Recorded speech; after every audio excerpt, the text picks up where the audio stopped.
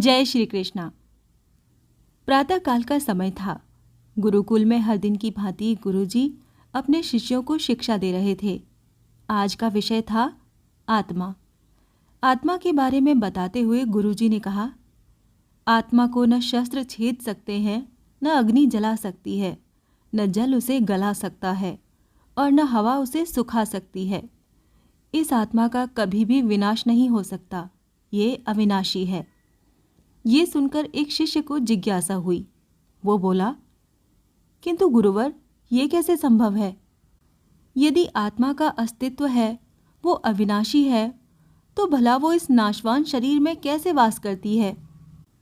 और वो हमें दिखाई क्यों नहीं देती? क्या सचमुच आत्मा होती है? गुरुजी मुस्कुराए और बोले, पुत्र, आज तुम रसोई घर से एक कटोरा दूध ले लेना और उसे सुरक्षित अपने कमरे में रख लेना और कल इसी समय वो कटोरा लेकर यहाँ उपस्थित हो जाना।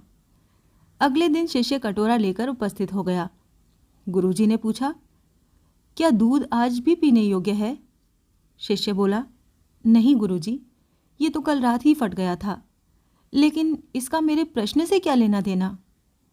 गुरुजी शिष्य की बात काटते हुए बोले, आज तुम रसोई में जाना और एक कटोरा दही ले लेना और कल इसी समय कटोरा लेकर यहाँ उपस्थित हो जाना। अगले दिन शिष्य सही समय पर उपस्थित हो गया। गुरुजी ने पूछा, क्या दही आज भी उपभोग हेतु ठीक है?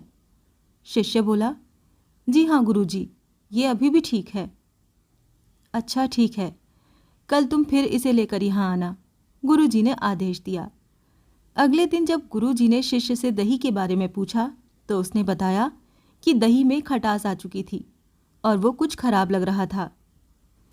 इस पर गुरुजी ने कटोरा एक तरफ रखते हुए कहा, कोई बात नहीं, आज तुम रसोई से एक कटोरा घी लेकर जाना और उसे तब लेकर आना जब वो खराब हो जाए। दिन पर दिन बीतते गए पर घी खराब नहीं हुआ और शिष्य रोज खाली हाथ ही गुरु के समक्ष उपस्थित होता रहा।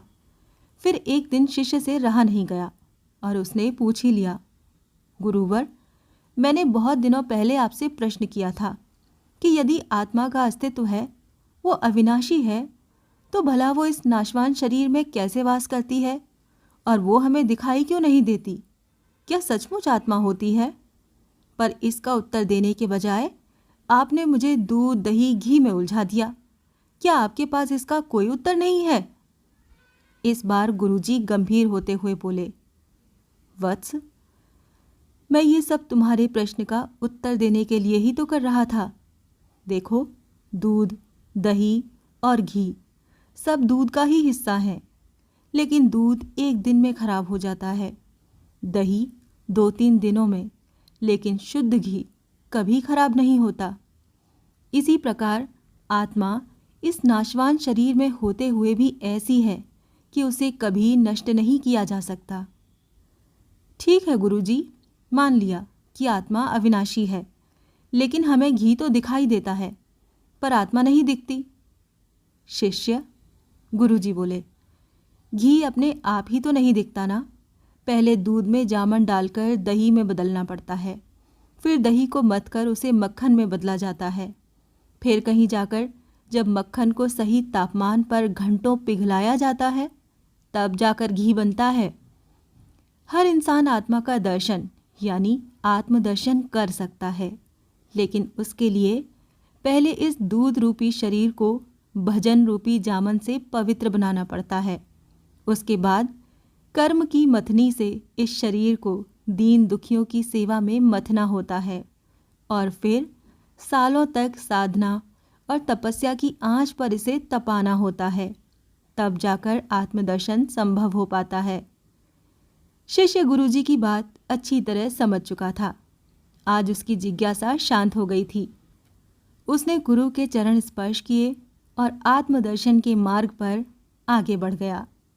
जय श्री कृष्णा।